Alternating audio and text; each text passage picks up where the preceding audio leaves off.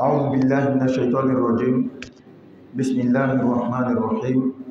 الحمد لله والصلاة والسلام على سيدنا رسول الله محمد وعلى آله وأصحابه ومن والاه. سبحانك لا علم لنا إلا ما علمتنا إنك أنت العليم الحكيم. اللهم علمنا ما ينفعنا وانفعنا بما علمتنا وزدنا علما وألحقنا من عبادك الصالحين. الحمد لله. Nous remercions Allah subhanahu wa ta'ala. Nous te jouons pour toutes ces grâces, les grâces d'Allah que nous connaissons et les grâces que nous ne connaissons pas. Car la grâce d'Allah est immense et innombrable sur nous. Allah dit dans le Coran, وَإِن تَعُدُّوا نِعْمَةَ اللَّهِ لَا تُحْصُوهَا. Même si vous avez voulu compter, dénombrer les grâces d'Allah sur vous, wallahi, vous n'allez pas pouvoir atteindre le nombre exact. Vous n'allez pas pouvoir atteindre le sommet. Donc nous remercions Allah pour toutes ces grâces, ce que nous connaissons et ce que nous ne connaissons pas. Nous demandons à Allah qu'il fasse sa bénédiction, son salut sur son noble prophète Muhammad sallallahu alayhi wa sallam, ainsi que ses compagnons, sa famille et tous ceux qui les suivront jusqu'au jour de la résurrection, qu'Allah nous compte parmi ceux-là, Inch'Allah ta'ala. Alhamdulillah, nous continuons toujours avec le fiqh, la jurisprudence musulmane, dans le chapitre la réparation de l'oubli dans la prière. Avant de commencer même, nous avons des frères, des parents qui ont demandé, ils disent que nous on parle seulement en français. On n'a qu'à parler. Il dit on a des parents, ils disent que nous on parle seulement en français. On n'a qu'à parler un peu aussi dans la langue maternelle, en malinké. Hein? Quand même, ce qu'on peut faire, on va résumer peut-être à la fin. Parce que tout ce que nous disons en français, si on veut revenir sur le tout, tu vois, ça casse même l'ambiance. Pourquoi? Parce que, tu ne peux pas te rappeler de tout ce que tu as dit, les détails. Deuxièmement, nous sommes dans un pays francophone, nous sommes tous venus, même si tu viens d'arriver, toi-même tu es venu dans un pays francophone, tu es venu te chercher. Quand tu vas dans la route, au marché, partout là-bas, tu te débrouilles avec ton français tordu et ça passe. N'est-ce pas? Toi-même tu sais que c'est français tordu. Toi-même tu sais que tu ne comprends pas bien le français. Mais quand même, quand on parle, si on parle de l'argent, ça tu comprends. Hein? Le français aussi que nous utilisons ici, ce n'est pas un français difficile, ce n'est pas un français d'université. Nous-mêmes, on se débrouille en français.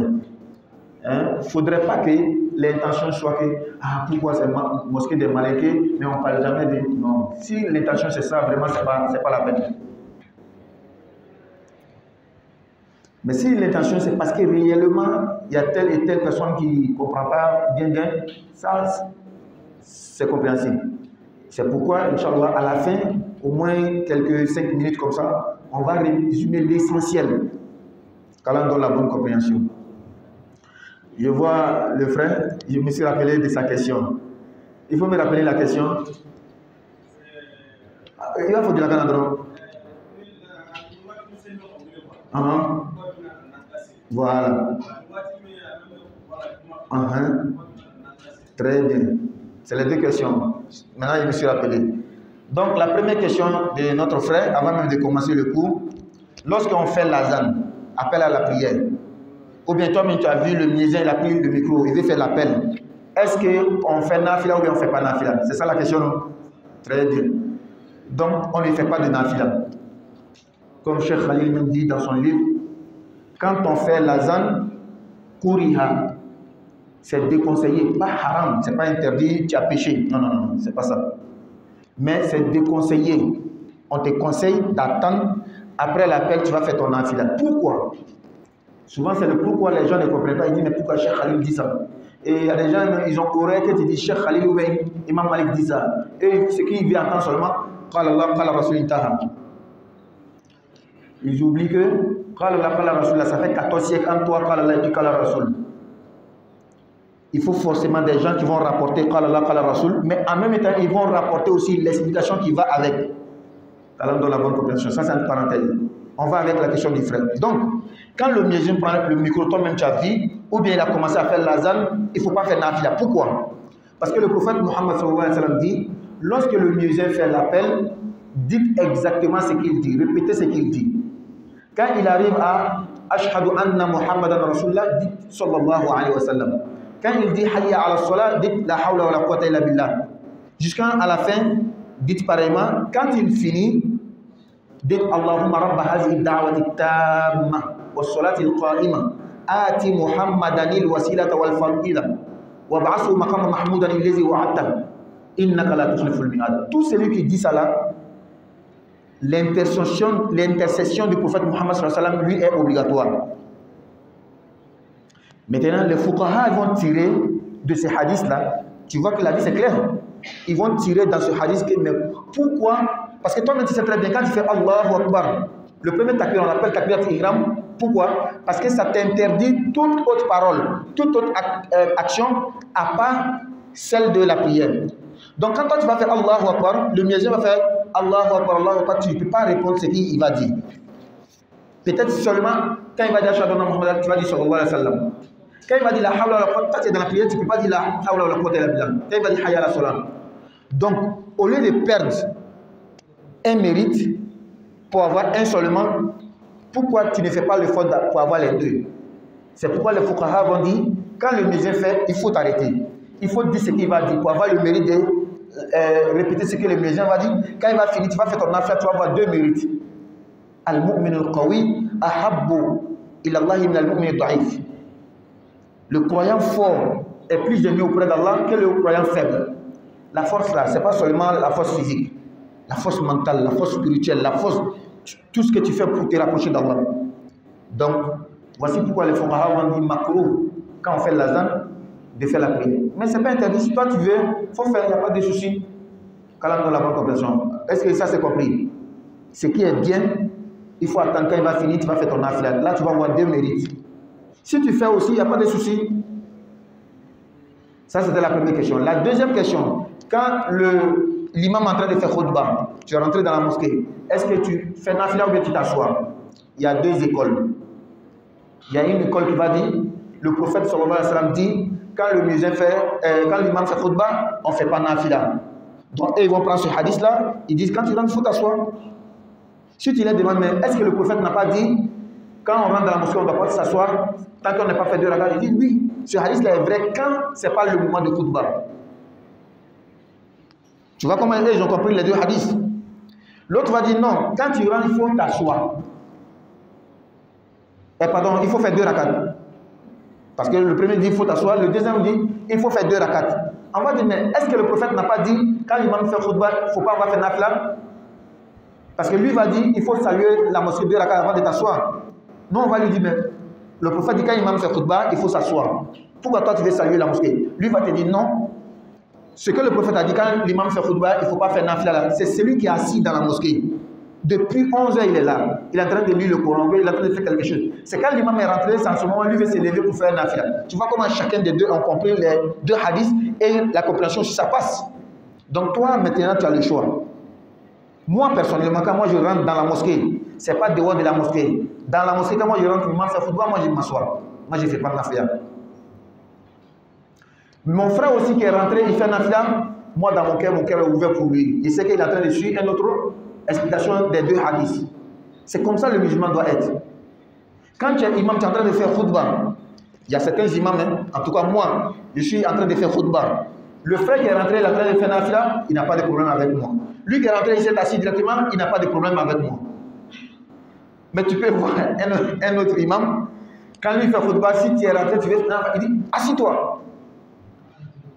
Tu as vu ça? Ou bien il y a un autre imam, il est en train de faire khutbah, si tu es rentré, tu t'es assis, lève-toi, tu vas faire deux rakats. En tout cas, chacun fait selon sa compréhension. Qu'Allah donne la bonne compréhension. C'est bon? Très bien. Maintenant, on va avec la leçon du jour. Ok. Merci beaucoup. Toi, tu es mon ami. Hein? Mukalamatullah, laisse mukalamatullah.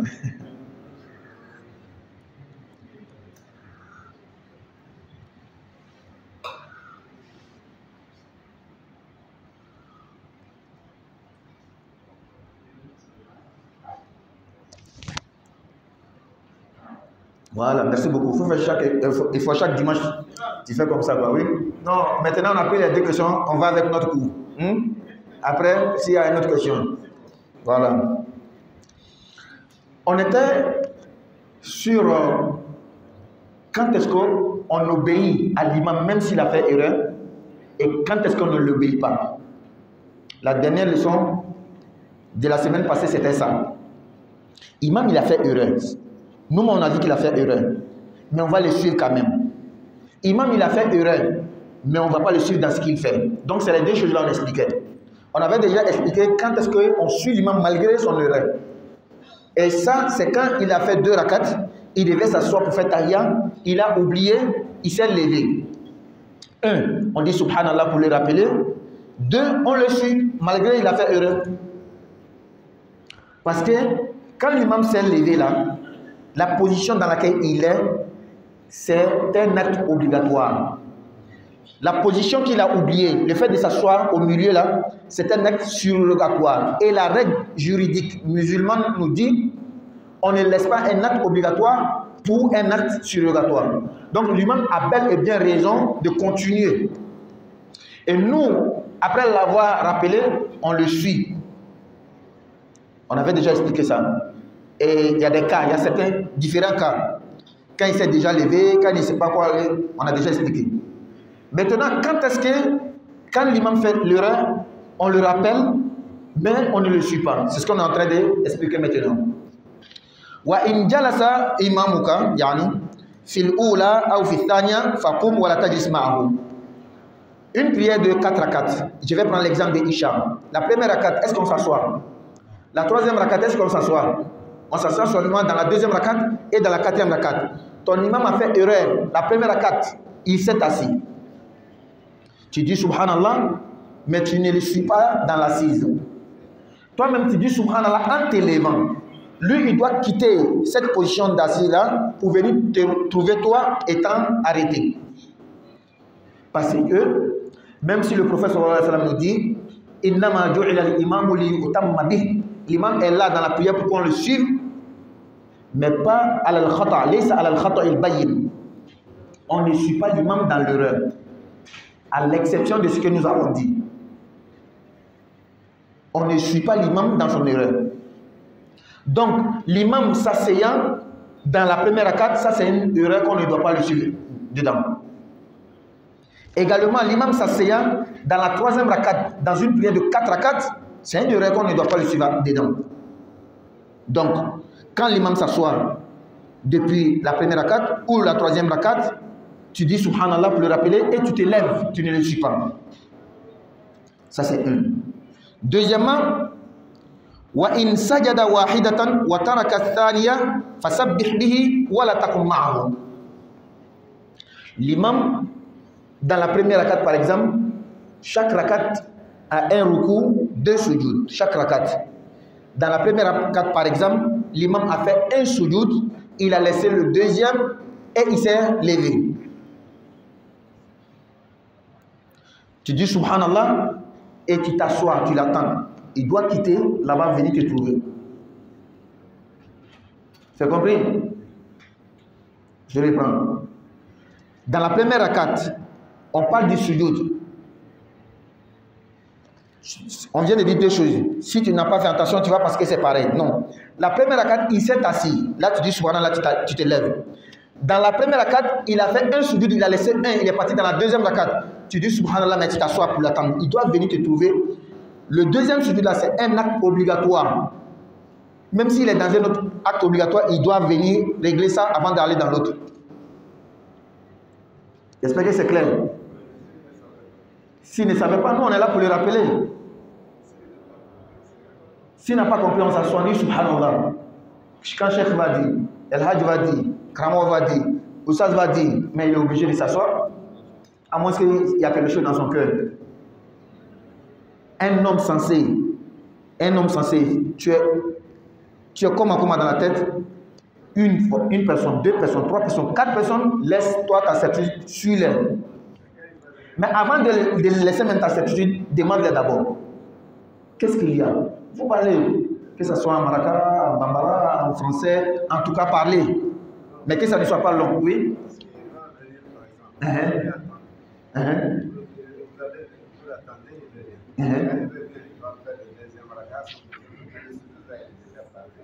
Non, le sujoud n'est pas encore parti. Je reprends. Hein? Ah, il n'est pas revenu avant que... Même s'il a fait Fatiha, même s'il a fait Surah, il doit revenir. Non, c'est pour réparer. Je donne l'exemple.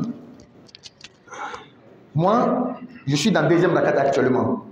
La première rakat, là, j'ai oublié un sujoud. La limite, tant que je n'ai pas fait le ruku pour m'élever, on peut toujours revenir réparer le sujoud de la première rakat. Voici la limite qui est là. Parce que quand je fais le ruku pour m'élever, la deuxième rakat est déjà clos. C'est déjà scellé. On a mis déjà le tampon dessus que tu as fait la deuxième rakat. Donc on ne peut plus réparer la première rakat. Mais tant que je ne suis pas allé dans le ruku, on peut venir réparer la première rakat. Là c'est bon. Voilà, donc c'est comme ça on fait.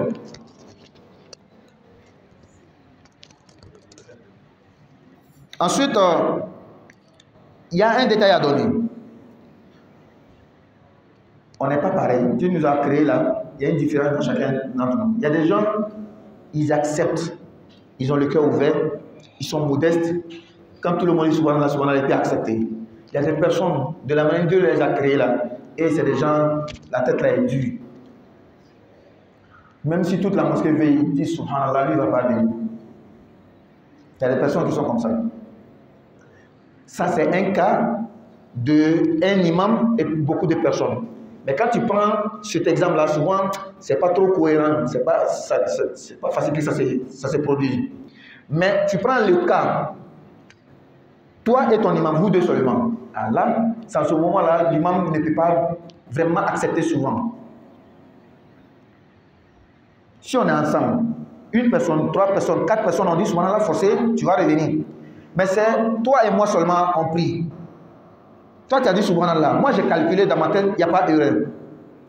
Et puis souvent peut-être c'est mon enfant. C'est mon enfant de 15 ans, de 20 ans. Ou bien c'est mon élève. Ou bien c'est ceci, c'est cela. Donc à cause de ça, souvent tu ne vas pas accepter. Tu vas dire que peut-être il a embrouillé. Tu vas continuer. Sinon ensemble dans la mosquée, l'imam qui va prendre le cas de refuser la parole de tout le monde là, c'est que lui il est carrément à côté. Il est carrément à part. Oui. Un imam qui ne connaît pas la règle. Je viens. Je sais pourquoi j'ai posé cette question. Le frère dit, et si l'imam ne connaît pas la règle? Et moi je dis, un imam qui ne connaît pas les règles de la prière. Pourtant je sais très bien qu'il y en a. C'est pour nous dire que vraiment, c'est lui qui connaît la responsabilité réelle de l'imam, le fait de t'arrêter devant les gens. C'est lui qui connaît réellement en tout cas le degré de la gravité de la chose. Voilà, il ne va pas accepter. Mais malheureusement, on voit. C'est-à-dire, avant de dire que si l'imam ne connaît pas, l'imam devait dire que moi, je ne connais pas les règles de la prière. Nos savants nous disent que même une personne qui n'est pas imam, il prie, il ne connaît pas les règles, sa prière n'est pas bonne. Même si la prière qu'il a fait là, c'est exactement ce qu'on doit faire, mais il ne connaît pas les règles. Pourquoi ils disent que sa prière n'est pas bonne? Parce qu'il n'a pas d'excuse. Comment toi tu peux faire 1 an, 2 ans, 3 ans, 4 ans, 10 ans, 20 ans, tu pries, tu ne connais pas, quand on te demande, tu dis que tu ne connais pas. Est-ce que c'est la bonne réponse qui est là? Non, non, non. Fas'alou ahla dhikri in kuntum la ta'lamun. Allah nous a déjà, Allah a pris déjà, comment on appelle, l'excuse dans notre main. On n'a pas d'excuse. Allah dit de demander. Le premier verset nous dit Iqra, lis. C'est-à-dire se renseigner, chercher la connaissance, c'est obligatoire. Tu ne peux pas faire 2 ans, 5 ans dans l'islam, tu pries, tu ne connais pas les règles, quand on te demande que je ne connais pas. Ça, ce n'est pas une raison. Qu'Allah donne la bonne compréhension. Donc, un imam qui ne connaît pas les règles, il ne doit pas s'arrêter devant les gens. Il ne doit pas s'arrêter. C'est difficile, mais c'est ça, c'est la règle. Non, on continue. Donc, quand l'imam, il laisse un ruku, et pendant un sujoud dans une rakat, tu lui dis subhanallah, mais tu ne te lèves pas avec lui, tu t'assois. Maintenant, ça trouve que vous êtes 2 seulement, ou bien 3. l'imam et ses 2 enfants, ou bien ses 2 neveux, ou bien ses 2 travailleurs. Il a fait erreur. Ils ont dit subhanallah, il n'a pas accepté. Il a continué. Maintenant, vous, qu'est-ce que vous devez faire? C'est une rakat qui est incomplète. Il y a un sujoud qui manque. Vous avez dit subhanallah, il ne revient pas. Vous devez vous asseoir. Maintenant, quand vous voyez qu'il n'a pas accepté totalement et il va dans le recours de la deuxième rakat, en ce moment, qu'est-ce que vous allez faire? Vous vous levez pour le suivre. En principe, on ne devait pas arriver là. En principe, si l'imam, c'est un connaisseur, deuxièmement, c'est quelqu'un, il est sage, parce qu'il y a la connaissance et la sagesse, ça fait 2. C'est pas la même chose. Il est sage, il connaît, il a expérimenté la vie. Il sait qu'une personne ne peut jamais avoir toujours raison. Toi, c'est le raison chaque jour, c'est pas possible. Donc, l'imam, il s'est entêté de continuer la prière, et vous voyez, il est en train de partir dans le coup, suivez-le. Levez-vous et suivez-le dans la deuxième rakat. Parce que s'il fait un recours pour vous laisser, vous avez perdu la deuxième rakat. Et si vous suivez l'imam dans son recours de la deuxième rakat, pour que vous ayez la deuxième rakat, est-ce que votre première rakat est bonne? Hein, Monsieur Barry? Non. Et pourquoi? Il y a un manquant de sujoud. Et sujoud, c'est quel genre d'acte de la prière? Un acte obligatoire. Donc, la première rakat est annulée. C'est invalidé, c'est pas bon. On va expliquer. Oui. Cheikh dit, et si le fidèle qui prie derrière l'imam, il a fait le sujoud lui seul, sans attendre l'imam? Non, c'est pas ce qu'il devait faire. Dans ce cas-là, c'est pas ce qu'il doit faire. Il doit seulement attendre. Et si l'imam va dans le cours, il ne fait pas son sujoud. Parce que déjà, en réalité, la première rakat de l'imam est gâtée. Donc, pour le fidèle aussi est gâté. Écoutez très bien, la prière n'est pas gâtée. La prière n'est pas gâtée. La prière ne se gâte pas comme ça, hein, facilement comme ça. Hein? Très bien, il a eu une pente seulement. Mais la prière n'est toujours pas encore gâtée. Et beaucoup parmi nous, comme on ne connaît pas ces règles de réparation de la prière là, il y a des gens, c'est eux qui ont la foi. C'est parmi nous qui ont la foi, mais ils ne connaissent pas la règle. Quand c'est mélangé, ils laissent seulement la prière, ils reprennent une nouvelle prière. C'est pas bien aussi. Mais en tout cas, c'est celui-là parmi nous qui a la foi. Sinon, l'autre, il continue sa prière, il ne dit pas à quelqu'un, lui, c'est bon comme ça, il s'en fout.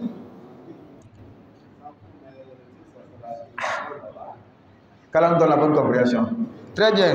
Donc, l'imam est allé dans le recours, on s'est levé pour suivre l'imam dans le recours de la deuxième rakat. C'est une prière de 4 rakats, c'est Isham.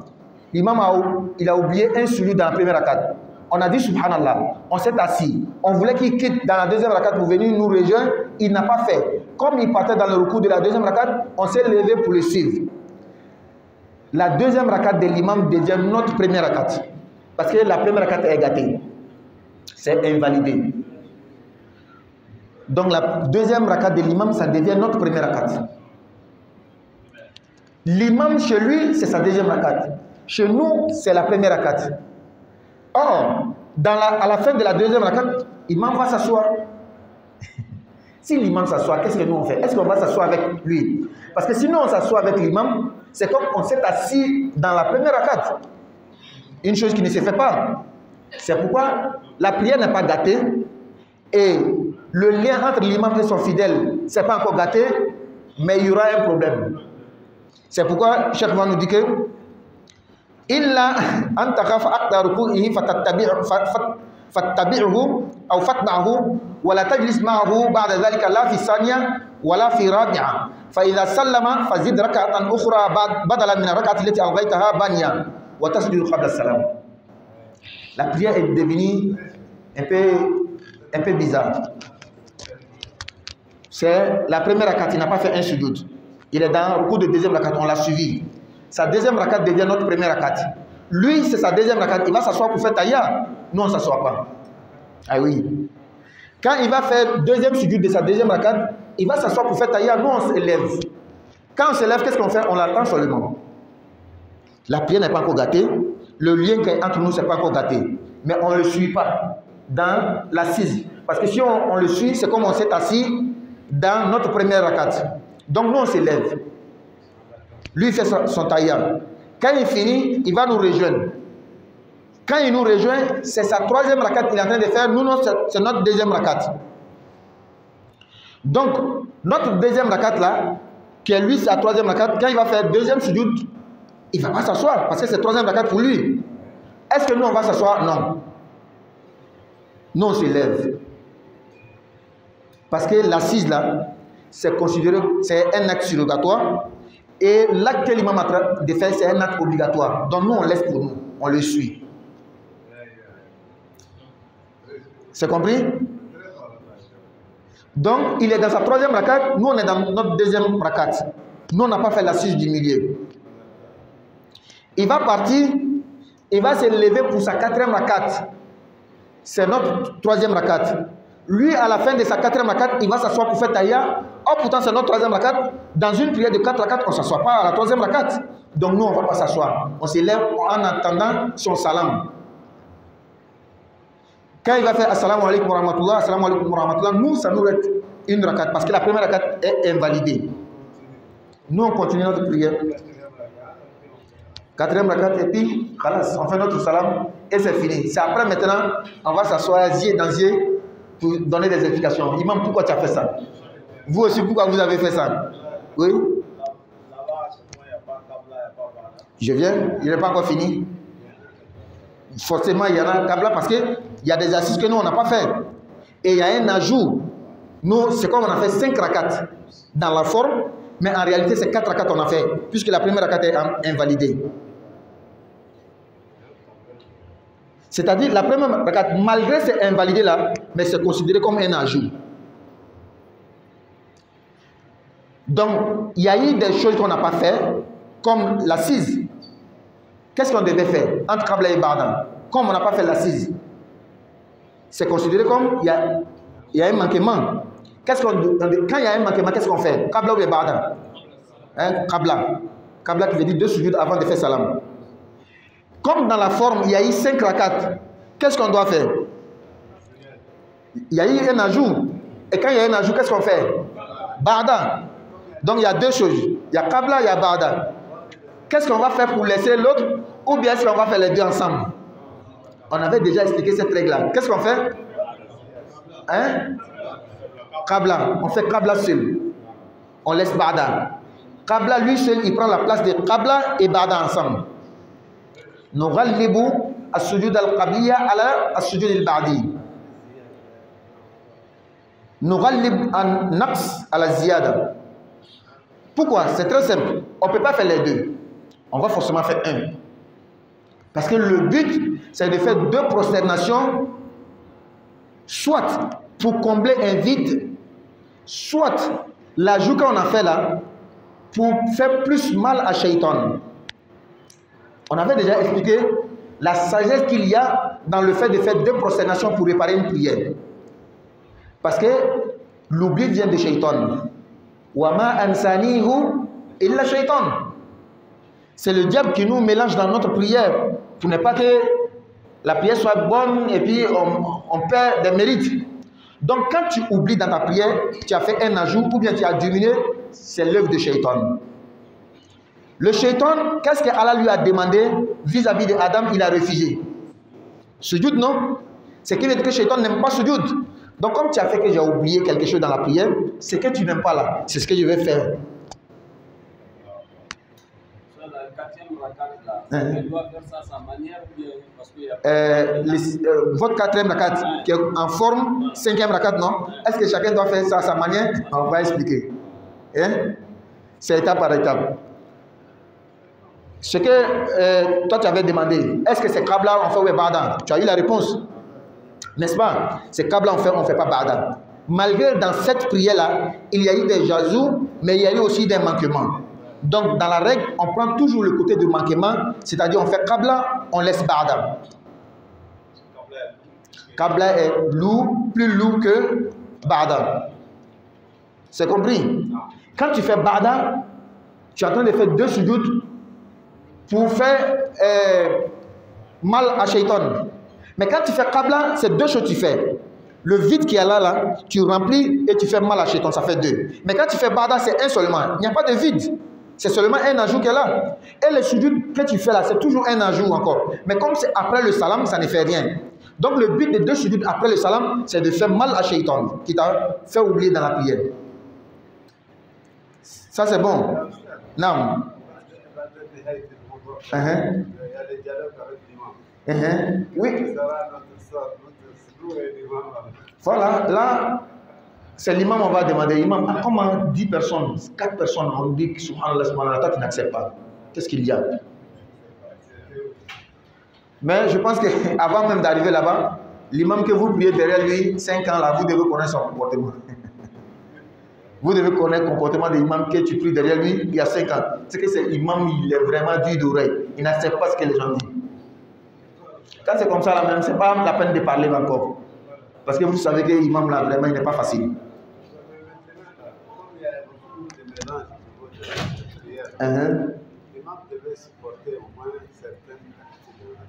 Il devait, c'est ce qui est normal. Mais l'imam lui-même n'est pas normal.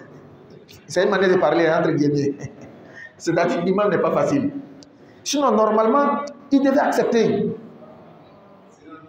Tout homme sensé, dans n'importe quelle religion, dans n'importe quelle société, quand il y a une personne, 2 personnes, 3 personnes qui disent une chose contraire pour toi, même si tu ne vas pas accepter, il faut mettre une pause pour les écouter. N'est-ce pas? Il ne faut pas être quelqu'un, toi seul, c'est pour toi qui est vrai. La semaine passée, on a parlé de hadith des prophètes avec les gens et puis Zulyaden. Le prophète, il dit à un prophète, est-ce que Dieu a diminué notre prière d'aujourd'hui là, ou bien tu as fait erreur? Le prophète dit, je n'ai pas fait erreur. Dieu n'a pas diminué aussi. Ah, Zulyaden dit, c'est que le prophète a fait erreur. Si Allah n'a pas diminué, toi tu as fait 2 rakats en tout cas. Ce n'est pas 4 rakats que tu as fait. Et puis tu es sorti de la mosquée. Le prophète va demander à Abu Bakr pour se rassurer. Il est homme là.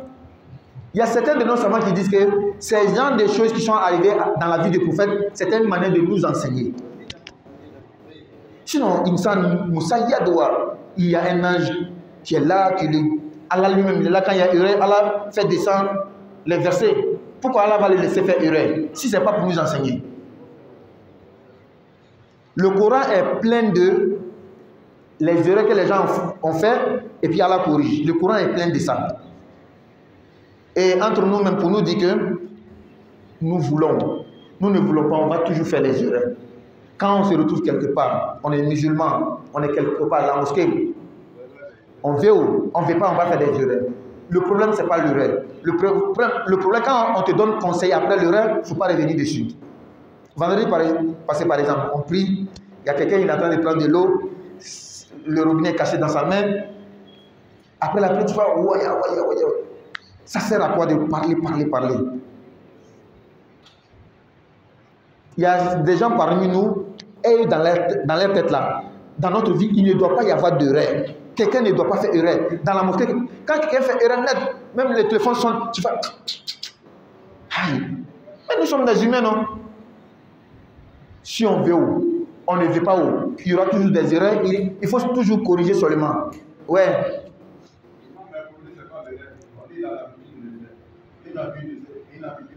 En fait, une habitude, comme le frère a dit, il a l'habitude de faire, une habitude n'est pas une erreur. C'est qu'il faut savoir. C'est-à-dire la société humaine, l'espèce humaine là, tu veux où, tu ne veux pas où, il y aura ces genres de personnes. Donc allons-y ensemble seulement, on s'accompagne. Soit si on veut là, on les prend, on les quitte, on dit vous là, on ne veut pas de vous dans notre société. Ça aussi, ce n'est pas possible. Tu vas dire à quelqu'un, quitte notre société si ce n'est pas ton grand frère, ce n'est pas ton petit frère. Mais dans la famille là, vous êtes 10 dans la famille. Il y a un grand frère là, il est taré, il est complètement à côté. Ou bien un petit frère là, il est taré complètement à côté. Est-ce que vous le jetez? C'est comme ça notre société, notre mosquée aussi doit fonctionner comme ça. Il y a quelqu'un, il est là, lui, il est toujours à côté. Prenez-le comme ça. On va aller ensemble. Hein? C'est pas l'erreur en tout cas, mais on va avec lui. Quand on dans la bonne compréhension. Et chacun a toujours un jour, il comprend la leçon de la vie. C'est souvent trop tard seulement. Même des gens, quand on les parle, ils n'écoutent pas là. Wallahi, un jour, il va écouter, il va accepter. Seulement, la différence, ça sera trop tard. Non. Wa alaykum salam wa rahmatullah. Hein? Zikr. Est-ce que c'est permis dans l'islam?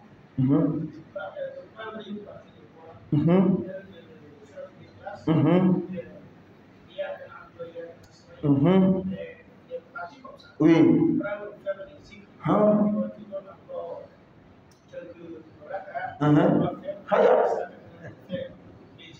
Ouais, Traoré, tu veux nous pousser dans un domaine un peu difficile. Hein? Question de Traoré là. On va laisser. Hein? On ne va pas répondre à cette question. Hein? Vous avez une question? C'est sur la prière? Dans le chapitre, on est là. La question de Traoré, c'est une question un peu pas dans notre domaine, non seulement, mais c'est une question, c'est pas aujourd'hui ça a commencé. Et même si tu veux, il faut répondre comme tu veux, les gens vont faire ce qu'ils font là. Toi, ce que tu fais, il faut faire. L'autre, ce qu'il fait là, il faut le laisser faire pour lui et continuons comme ça. C'est une manière de parler pour ne pas juste répondre. Allons-y. Hein? Dis-le là. Alaykoum salam wa rahmatullah.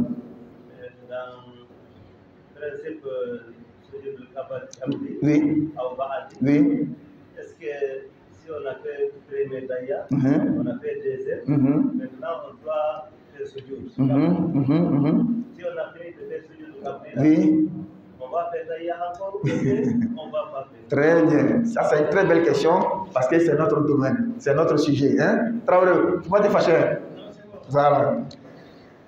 Comment on appelle la question de chef? S'il y a erreur dans la prière, tu as diminué, on sait que tu dois réparer avec deux sujoud. Si bien sûr c'est une erreur qu'on répare avec deux sujoud, parce qu'il y a des erreurs qu'on ne répare pas avec deux sujoud. On avait déjà dit ça.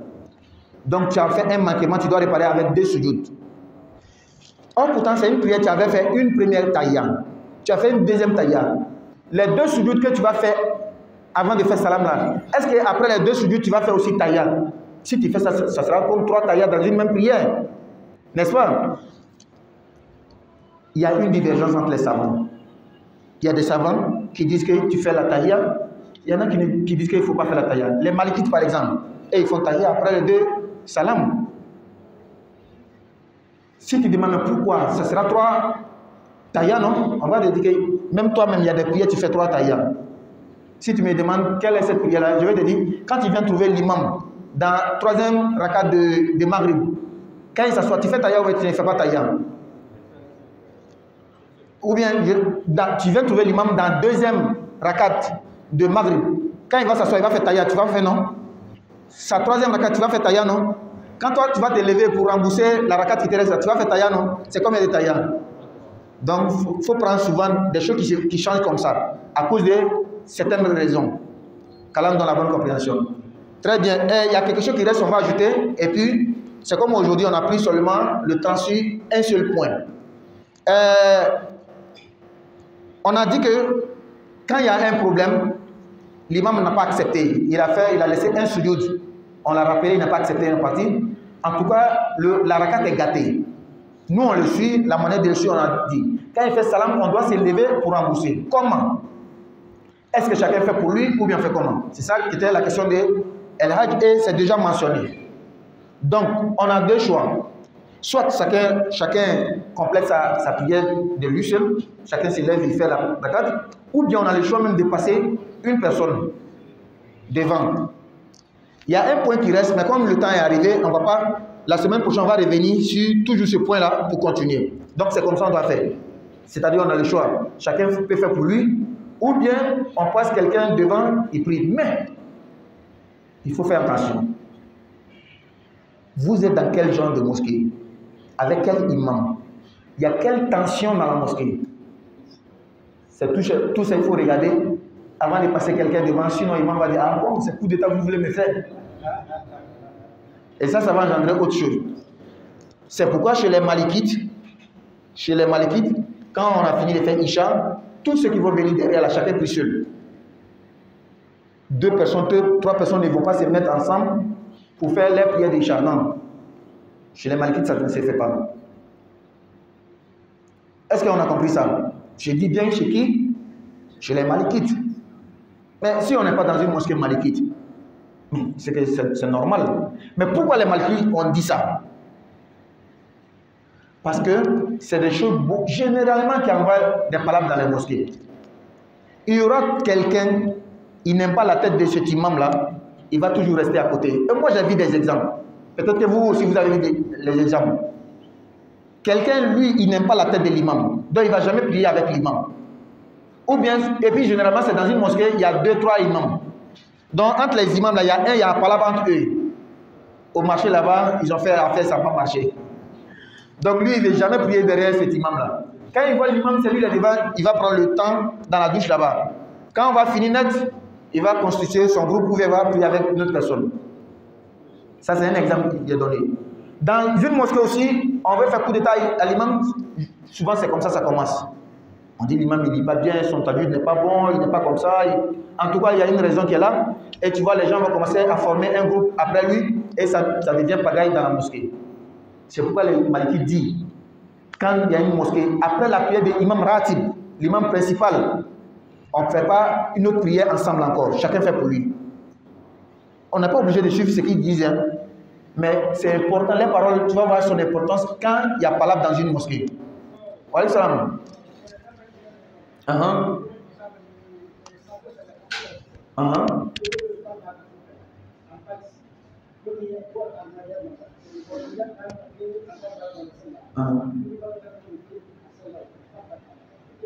Maintenant, nous sommes gagnés. Oui,